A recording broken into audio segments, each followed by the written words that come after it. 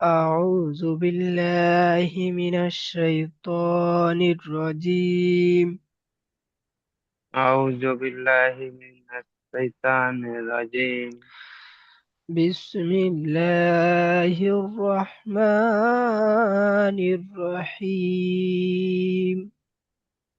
بسم الله الرحمن الرحيم.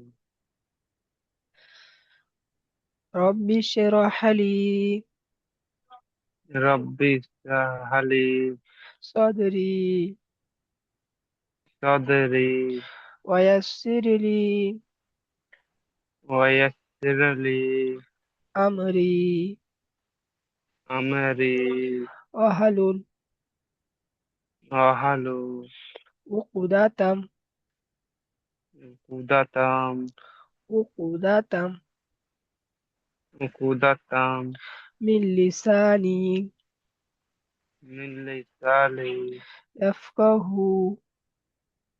يفقه قولي. قولي.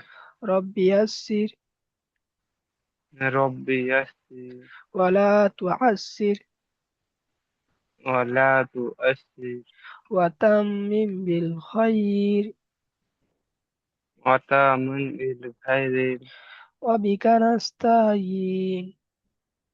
وبك نستعين. يا فتاح يا فتاح ربي زدني علما. ربي زدني علما. ربي زدني علما. ربي زدني علما. بسم الله الرحمن الرحيم. بسم الله. ভাই আজকের আমরা যে সবকটি পড়ব, সবকটি হলো আরবির বর্ণমালা। সবকটা কি? আরবির আর বর্ণমালা। যেমন আমরা বাংলা বই থেকে পড়েছি ওকার থেকে নিয়ে ক্ষীয় চন্দ্রবিন্দু চাঁদ পর্যন্ত, ইংরাজি বইতে পড়েছি এর থেকে নিয়ে জেড পর্যন্ত, এগুলো সব বর্ণমালা। ঠিক তেমনি ভাবে আমরা আজকের আরবির বর্ণমালা পড়ব। আমাদের সর্বপ্রথম করণীয় হলো এই আরবির বর্ণমালাগুলো মনে রাখতে হবে। এইগুলো যদি আমাদের ভালো করে মনে না থাকে, আমরা ভালো করে যদি না বুঝতে পারি, তাহলে আমরা আগে বাড়তে পারবো না। ঠিক আছে? এই বর্ণমালাগুলো যত আপনি আগে বাড়বেন, কিছু কিছু আকৃতি আসবে, সেইগুলো চিনতে হবে। এখন তাহলে আমরা আজকের পড়বো আরবির বর্ণমালা। এই আরবির বর্ণমালা মোট 29টি। কয়টি হয়? 35টি। 29টি। এই 29টি হরফকে হরফুল হিজা মুফরাদাত বলা হয়। হরফুল হিজা, মুফরদা। জি। এই মুফরাদাত হলো, মুফরাদাতের অর্থ হলো আলাদা আলাদা। মুফরাদাতের অর্থ কি? আলাদা আলাদা। আলাদা আলাদা। জি। এই আলাদা আলাদা অক্ষরকে মুফরাদাত বলা হয়। বুঝতে পেরেছেন? জি। তাহলে মুফরাদাত কাকে বলা হয়? আলাদা আলাদা আলাদা আলাদা অক্ষরকে মুফরাদাত বলা হয়। মাশাআল্লাহ। মুফরদা বলা হয়। জি। আমরা এখানে একটি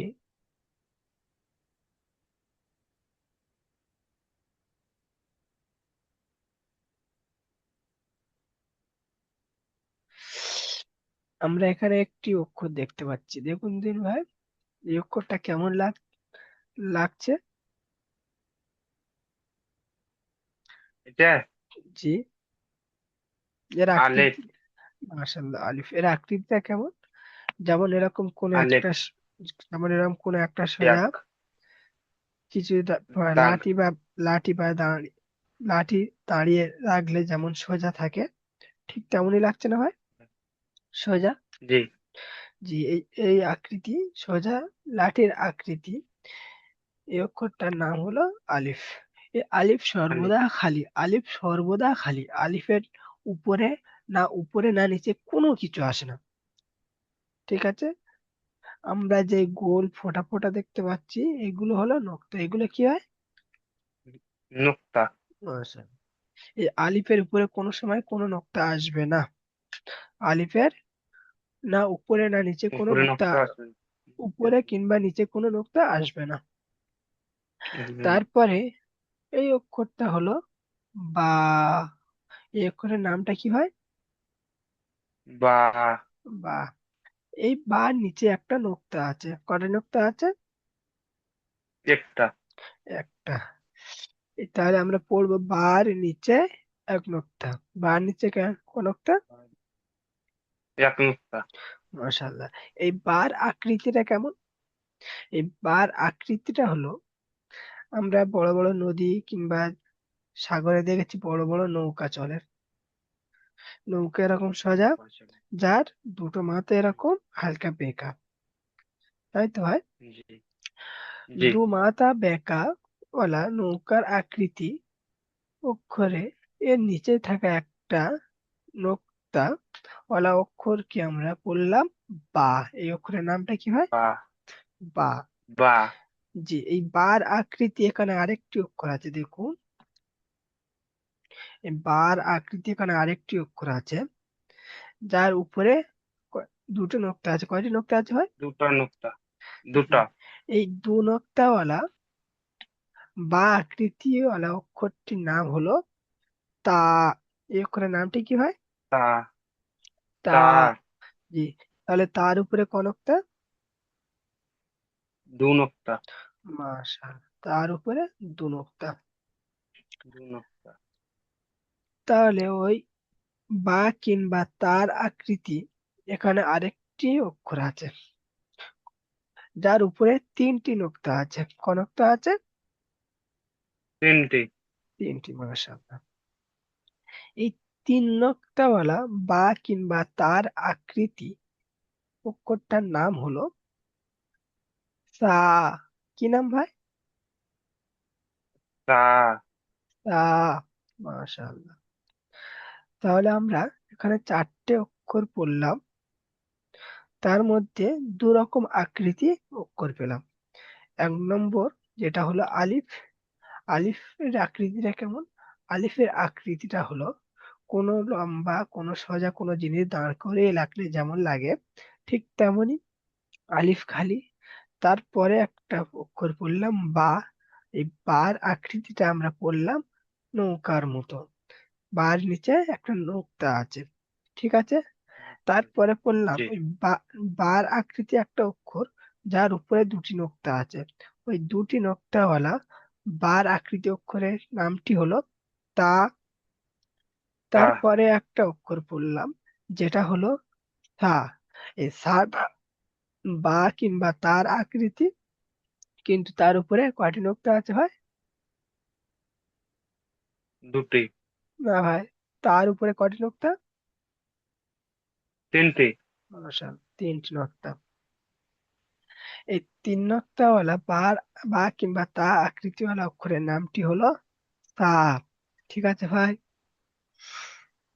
তারপরে এখানে আরেকটি অক্ষর আছে দেখুন, যেটা হালকা কাস্তের মতন দেখতে। হালকা কার মতন দেখতে? কাস্তের মতন দেখতে। এই কাস্তে আকৃতি অক্ষরে নিচে কিন্তু একটা নোক্তা আছে। কি আছে? একটা নোক্তা আছে। এই এক নুক্তা। নোক্তাওয়ালা কাস্তে আকৃতি অক্ষরের নামটি হলো জিম। কি নাম? জিম। মাশা, জিম।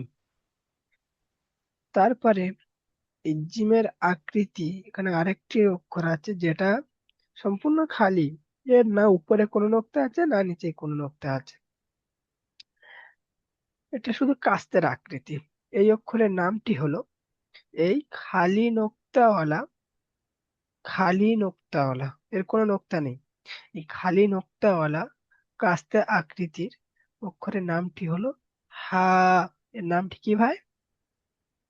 হা।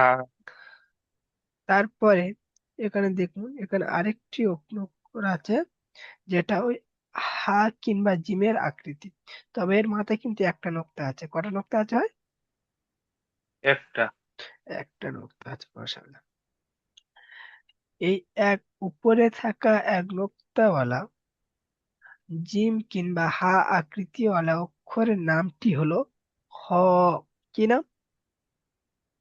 হ। মাশাআল্লাহ, নামটি হলো হ। তাহলে জিমের নিচে এক নোক্তা, হা খালি, হর মাথায় এক নোক্তা। নোক্তা। তারপরে এখানে একটা আছে দেখুন, একটা যেন কিছু একটা চুম্বক, ইউ, যেরকম ইংরাজি বইতে পড়েছি ইউ, ইউটা এরকম সোজা, হুম। এখানে কিন্তু সেটা সোজা এরকম টাইপে আছে, ইউর মতো। এই ইউ আকৃতি এই অক্ষরের উপরে না উপরে কোনো নোক্তা আছে না নিচেই কোনো নোক্তা আছে, এটা সম্পূর্ণ খালি। এই খালি নোক্তাওয়ালা ইউ আকৃতি অক্ষরের নামটি হলো দাল। কি না অক্ষর? দাল। দাল, মাশাআল্লাহ। তারপর এখানে দালের আকৃতি এখানে একটি অক্ষর আছে, যার মাথায় কিন্তু একটা নোক্তা আছে। কটা নোক্তা আছে ভাই? একটি। একটি নোক্তা আছে, মাশাআল্লাহ।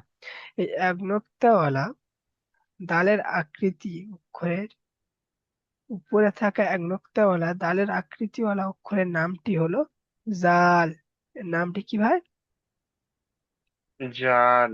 তাহলে আমরা দাল পড়লাম, দাল খালি, দাল খালি, জালের খালি। মাথায় এক নোক্তা, জালের মাথায়, এক নোক্তা। মাশাআল্লাহ। তারপরে এখানে দেখুন একটি অক্ষর আছে, যেটা হলো, এর নাম হলো র। এর নামটা কি হয়? র। এই রটা কেমন আকৃতি? রটা হলো যেরকম মাটি খোলার সময় গরু কিংবা মোষের হাল দেওয়া হয়, চাষ করার সময় মাটি খোসা মাটি খোলার সময় যেরকম মোষ কিংবা গরু দিয়ে হাল চষা হয়, ওর নিচেই কিন্তু দেখবে একটা নাঙল থাকে, ছোট মতো নাঙল, যেটা দিয়ে মাটি খোলা হয়, তাই তো হয়? ওই নাঙলের আকৃতি লাগছে না? হুম। জি। এই নাঙল আকৃতি, এই না উপরে কোনো নোক্তা আছে না নিচে কোনো নোক্তা আছে, এটা সম্পূর্ণ খালি, সম্পূর্ণ কি হয়? খালি। খালি। জি। এই অক্ষরের নামটি হলো র। এই অক্ষরের নামটি কি হয়? র। র।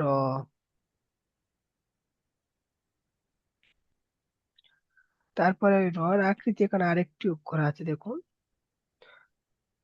যার উপরে কিন্তু একটা নোক্তা আছে। কটি নোক্তা আছে ভাই? একটি। একটি নোক্তা আছে। এই নোক্তাটি, এই এক নোক্তাওয়ালা রর আকৃতি এই অক্ষরের নামটি হলো যা। এই অক্ষরের নামটি কি ভাই? যা। মাস। এই অক্ষরের নামটি হলো যা। তাহলে র খালি যার মাথায় এক নোক্তা। এক নোক্তা।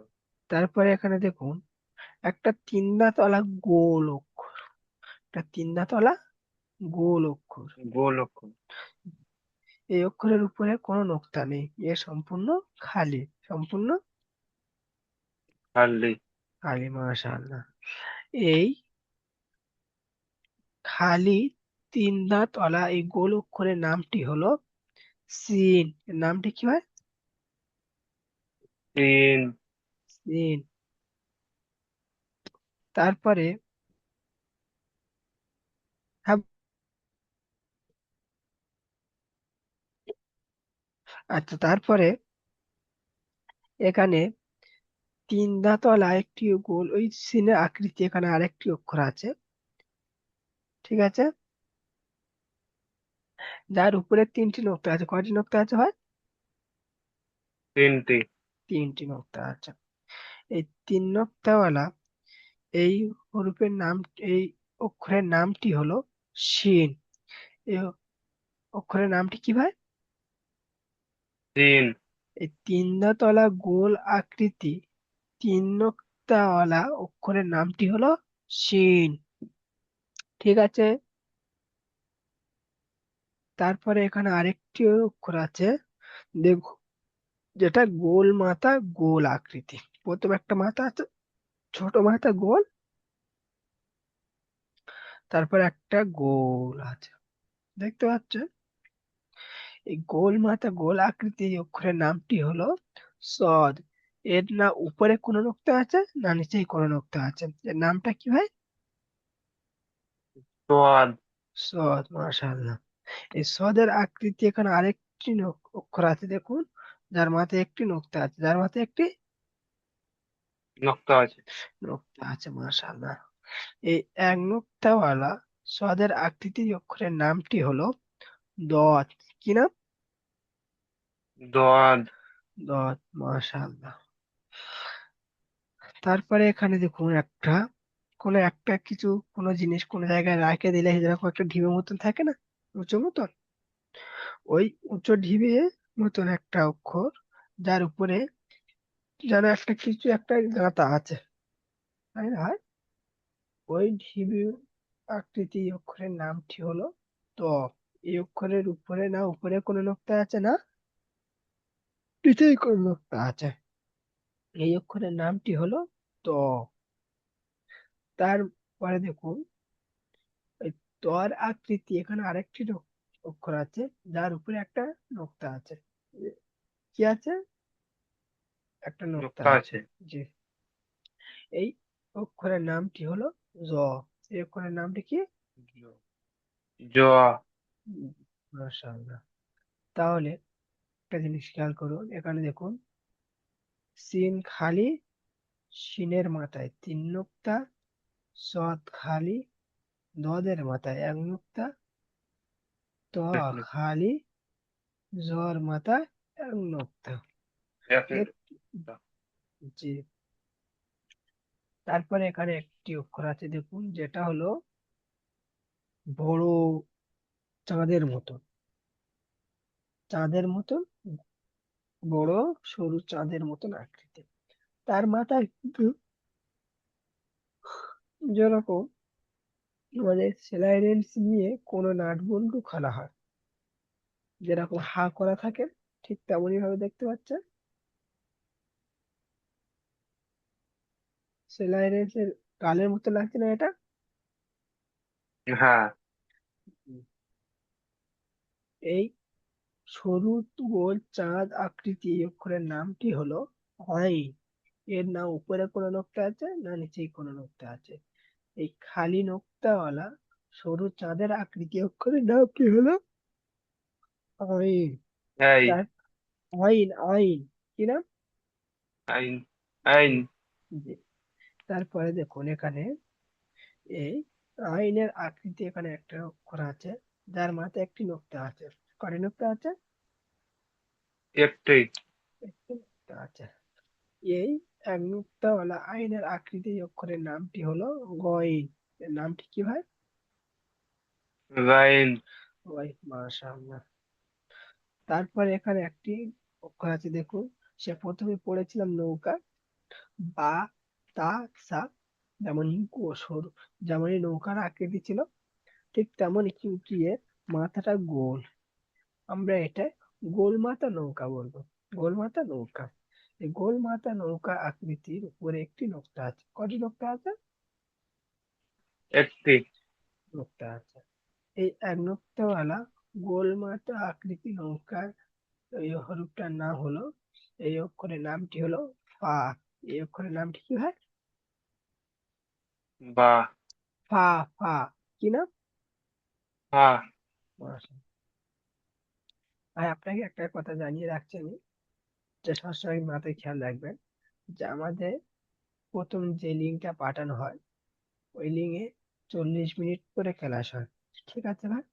40 মিনিট ক্লাস হয়ে যাওয়ার পরে লিঙ্কটা অটোমেটিক কেটে যায়।